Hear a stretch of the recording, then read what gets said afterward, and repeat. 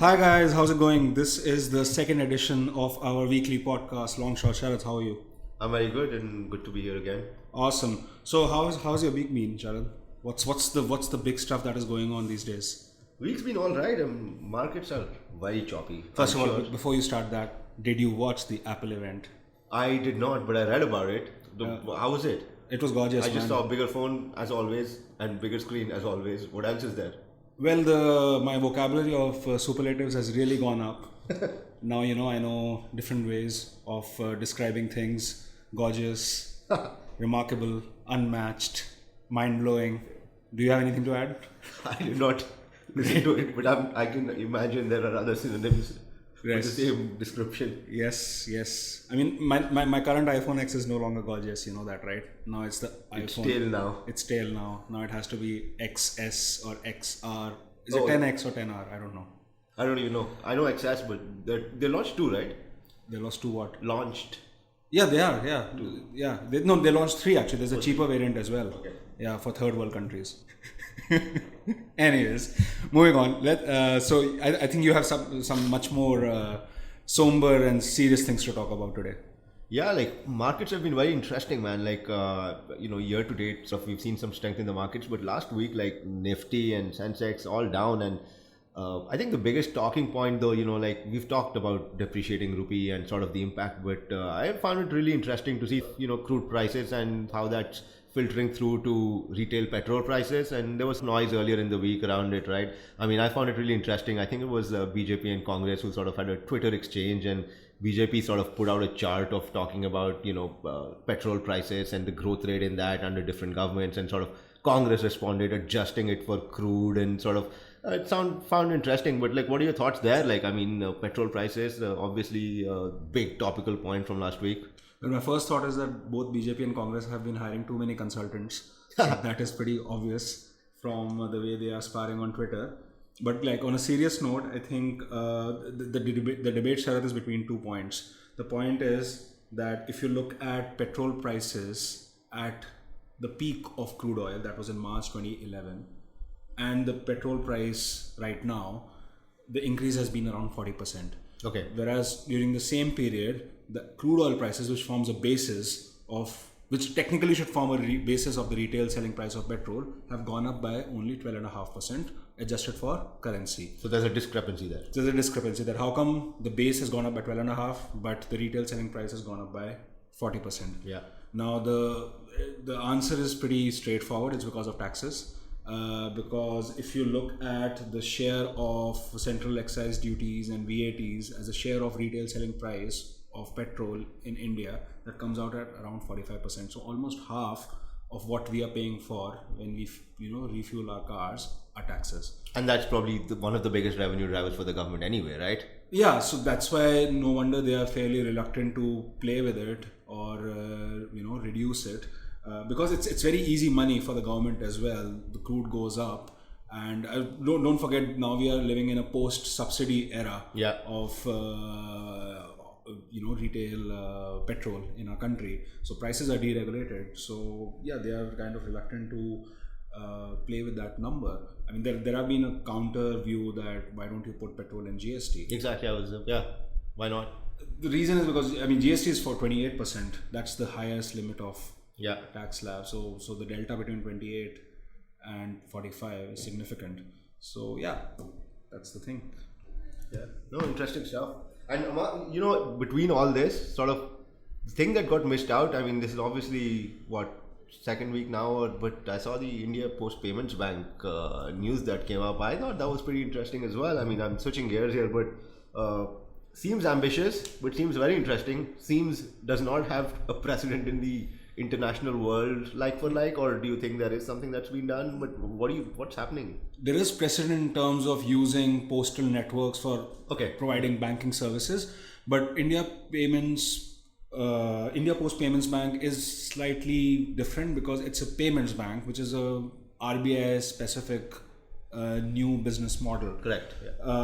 I mean, it's supposed to be a game changer when it comes to financial inclusion, and the main idea is that this payments bank can provide banking services all through the length and breadth of the country thanks to over 1.5 lakh branches of India Post. So it has a huge operational leverage when it comes to providing saving services or depository services or ATM cards or payments as a product line.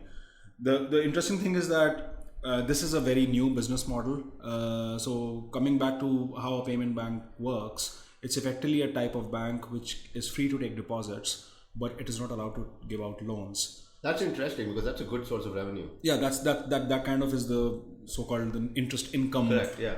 Bit of a bank's revenue. That is how a bank makes money. Yeah. So instead of that, someone like India Post Payments Bank would actually make money by processing transactions, by doing transfers, by selling mutual funds, third-party products, instead of actually giving out loans. Yeah. So they need to really churn a lot of volume in order to make any money. That's why I found very interesting when the minister said that they are going to be profitable in 2 years. I felt that was a bit too aggressive. I think 2019 is on his mind. Yeah, no, it'll be very interesting to track this. You know what's? I was just reading. I mean, when you look at the sort of financial services in the Nifty 50, which is the biggest component, private banks are all up, and all the PSU banks are down this year. Right. Now you just put this concept and see, okay, India Payment Postman Banks is sort of going to come into financial services, not a public entity, but still it'll be interesting to see yet another financial play under the government's jurisdiction. Correct. I think I sometimes feel that our government has a slightly bipolar personality. Not the present government, in general, anyone, because I mean, for instance, I remember like after demonetization, Paytm published this big one-page ad on every newspaper, kind of saying, "Oh, this is such a good thing." And then after that, the government came up with UPI, came up with the Bheem app. After that, it came up with India Post Payments Bank. Yeah. I mean, they basically give a push to the private sector, and then they do their own thing on the state side, thereby cannibalizing each other. And everybody's happy. Moving on, let's. There's one more thing I think that we wanted to discuss today. Twitter. What's going on with Twitter? Yeah, no, I mean, Twitter just making some noise in sort of the content collaboration side of things. I mean, like I was telling you the other day, sort of striking partnerships with Red Chilli Entertainment, NDTV, Network 18, and Crick Buzz and all this. Clearly, yet another name, which is sort of yet another tech name rather, which is seeing the value in getting into content collaboration. They have the distribution network, so it's sort of another play of engaging and driving audience growth and audience engagement through content. So this is mostly video, right? This is mostly video, right? And sort of the underlying logic is sort of very simple, which we've seen other players exploit as well. 300 million, I think, smartphone users in India, right? And growing double digit, right? Which is not a common trait in any other market in the world. So it's sort of trying to get more eyeballs and try to enrich your content, what people are consuming. So I've sort of talked about, I remember both of us were having the conversation of how Netflix and Amazon Prime Video are sort of getting into the Indian market in content. Twitter is another name, and interestingly, Twitter and Facebook were both allowed to bid for IPL rights. They didn't last year, right. But you never know now. I mean, that sort of that is the big ticket to Indian content, right? Sports franchises, which has massively followed.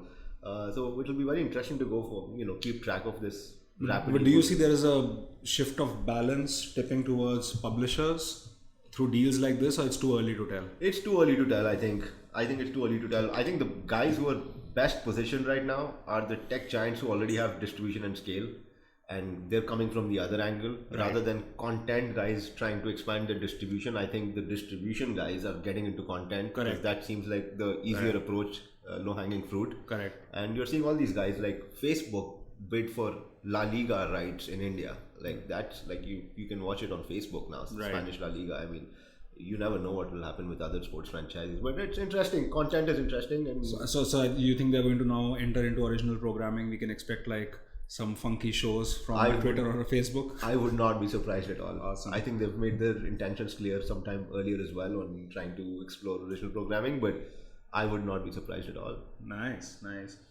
Cool. Very productive discussion today, Sharad. Yes. Well, I think before signing off, just a heads up on a couple of things which we are bringing this week. So there's a cool article on fuel prices written by yours truly. Oh, really? When is it coming out? That's coming on Friday. So a lot of the stuff that we discussed in terms of breakdown of retail selling prices should take a place there. And yeah, on Saturday we have an interesting article on the influence of advertising by INSEAD. And then on Sunday, the much awaited article by Professor John Hull on the disruption in financial services globally thanks to rising digitalization, be it in peer-to-peer, be it wallets. So yeah, looking forward to it. Yeah, likewise. And sort of Professor John Hull is extremely well known in the world of derivatives and option trading. So it'll be good to hear his views on sort of fintech and what's happening there. Oh yeah, definitely. Yeah, so this is Nikhil. And this is Sharath signing off.